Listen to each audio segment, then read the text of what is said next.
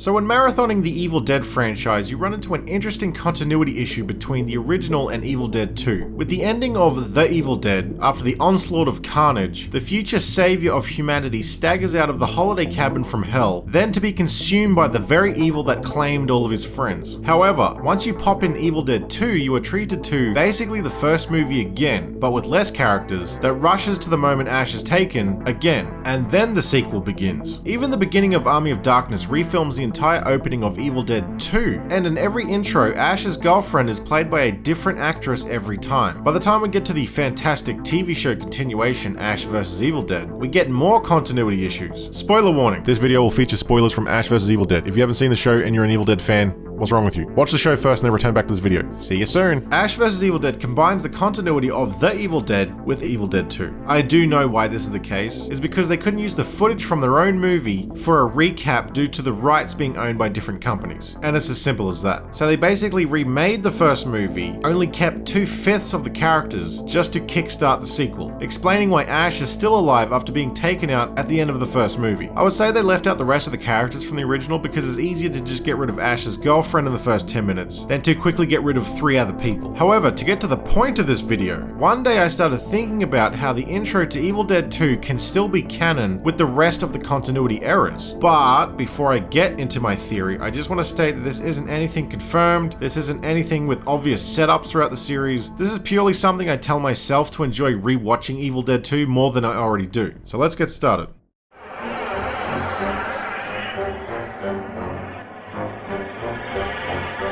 So to kick off my reach of a theory, when the Evil Dead races through the cabin and takes out Ash at the end of the first film, what if the evil didn't actually kill Ash, but instead sent him into a reality time loop? From that moment, he is instantly transported back into the car heading towards the cabin, to relive murdering someone important to him again and again and again. But each time, sometimes it's all of the characters in the first movie, sometimes it's just his girlfriend, sometimes it's just his sister, sometimes it's just his friend and his girlfriend. An endless cycle that isn't broken until a very pivotal moment later on in Evil Dead 2, which I'll get to later. But why would the evil trap Ash in an endless loop instead of just killing him? Well, there's 2 explanations for this. One is that Bruce Campbell is a hard the Deadites ain't got on him. If Buffy Summers and Ash Williams met, how would they what? How would they get along? Well, how do they get along in your fantasy world? Perfectly? Then you've just answered your own question. Never going back to that section ever again.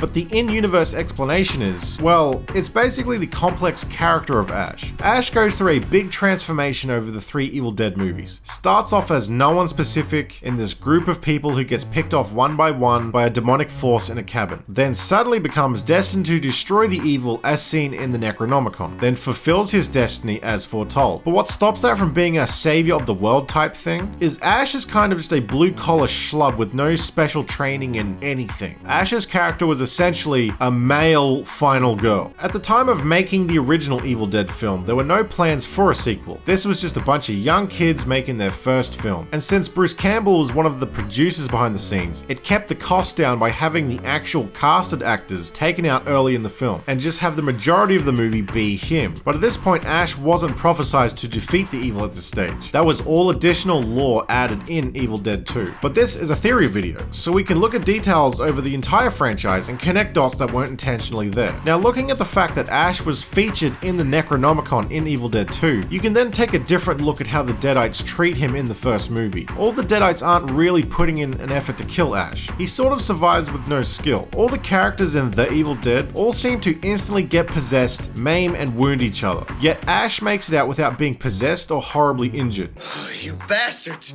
Why are you torturing me like this? Why? And that exact question brings me to what the evil's actual plan is. Ash's character is kind of dumb, destined to destroy the evil, but there's just this thing about him that stops him from being affected. Whenever I think of Ash never being killed or possessed by the Deadites, it reminds me of this. Spare my family. Take me. Take me.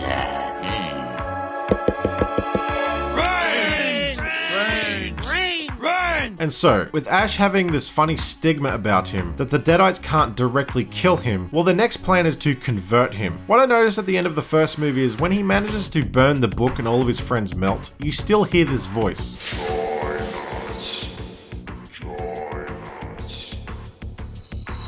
followed by him walking out of the house and being taken by the evil dead. But shouldn't the evil have been defeated? This same moment in the second movie. Once the evil storms through the cabin and claims him again, rather than repeating the cycle, it shoots him through the entire forest. Then it dumps him into a puddle of water. After a suspenseful build-up, he then bursts out of the puddle and is finally possessed. But that's only short-lived until he looks at the sun and then returns back to normal. And when he gets possessed later in the film, he manages to break out of it again.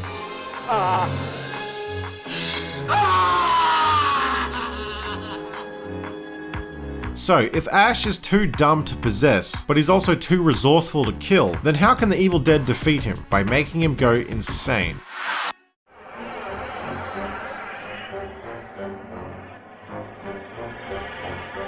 Something to note from the original movie is, the evil is already there before the kids get to the cabin. It's zooming around the forest while they are still driving to the film's main setting. Because when you think about it, the evil was summoned long ago before the kids got to the cabin. Professor Nobi had already read the book, recorded the cursed words, chopped up his wife and vanished. And going back to the prophecy, Ash is always the one to reactivate the curse by playing the recordings. And also due to Ash's stubbornness, taking the book in the Middle Ages without respecting the ritual raises the army of darkness. Wait a minute. Everything's cool. I said the word. I did. Did you speak the exact words? Look, maybe I didn't say every single little tiny syllable, no, but basically I said them, yeah. This is literally what kickstarts the show after the evil has long since been defeated. Look at that shit. Try this piece of poetry. It'll blow your mind. Kunda. Try. Verita. Fuck. What my theory insinuates is, although Ash seems oblivious whenever the time loop resets, the experiences of reading the book, killing his friends, and getting attacked all still build up in his subconscious. Kind of like dementia with deja vu. Even though he constantly goes through the motions, he unintentionally knows to go through the same motions. Even though the intro basically rushes through the first movie to get to the new story, there's still this element of hitting the same beats. And whether you can chalk it up to Bruce Campbell being an amateur actor in the original, or the character of Ash was meant to sort of be awkward and unsure of himself. As a Greek friend of mine once said, I'm too tarim. Which means? Party down! Yeah! Ash in the reshot intro of Evil Dead 2 is much more confident and smooth. What do you say we have some champagne, huh, baby? Huh? Sure.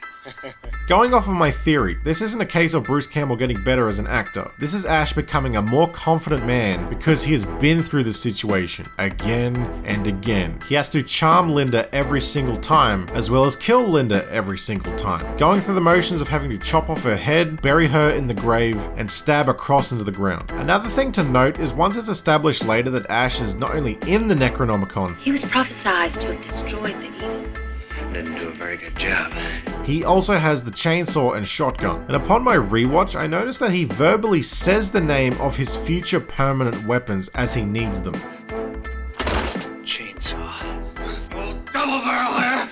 Blow your butts, the kingdom come! So, to bring it back around to the evil's plan of making Ash lose his mind, this is the loop where the evil was finally so close to making Ash snap. When it races through the house to get Ash and sends him through the forest, they finally possess him out of all the failed loops. And after the sun shakes off the possession, the evil now starts bending reality and logic. This is the loop that won't put Ash through the trauma of killing his friends again. This is the loop that will turn Ash on himself. This is finally the loop that gives Ash a second night in the cabin. Just like the first movie, the evil manipulates the environment to stop the characters from leaving. Ash is still stuck in the cabin for this reason, by himself. Being mocked by the recently buried Linda, his own reflection attacks him. His hand gets possessed. After being stuck in the loop of fighting off his possessed friends, here it's all him. Now, as I mentioned before that Bruce Campbell was a bit inexperienced as an actor in the first movie, as well as Evil Dead 2 taking on a bit of a comedic tone in parts, a lot of this is sort of played as funny, but but it also works for the horror of Ash losing his mind, and Bruce Campbell's performance is fantastic during this section of the film. The true horror of being isolated, and he does not hold back on going bonkers. At the same time, the daughter of Professor Nobi and her partner are venturing to the cabin with the intention of delivering missing pages from the Necronomicon to her father to complete the book, unaware of the nightmare that has taken place in the cabin. The essential side story building up to the very important moment in this theory. After a miserable night of trying to kill his own hand that he was forced to cut off with a chainsaw, getting caught in a tsunami of red and black blood, to add insult to injury, after that onslaught of mind-bending torture, he goes to sit in the chair and it collapses under his weight. What follows is the key inspiration for this theory. Every inanimate object in the room begins laughing at Ash.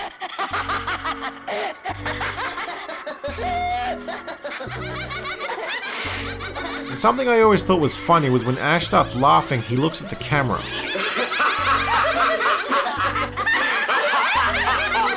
When I started forming this theory, I realized this is the moment Ash was about to snap. Ash had never behaved like this before. Looking directly down the lens was a big indicator to me that maybe he's now going so insane that he's now breaking the fourth wall. This is what putting him through the endless time loop of reliving the first movie had all been leading to. And just as he is about to snap, this happens.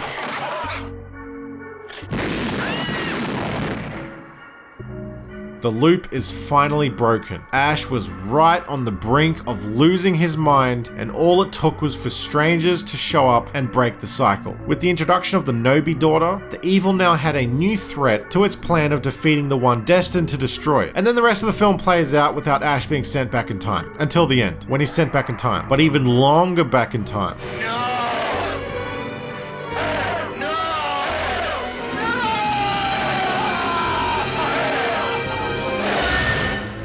But something you can notice is Ash's character becomes significantly more confident following the laughing scene. His brain did snap, but not in the Deadites' favor. Ash went from scared to frustrated to crazy to flat out not giving a shit about anything anymore.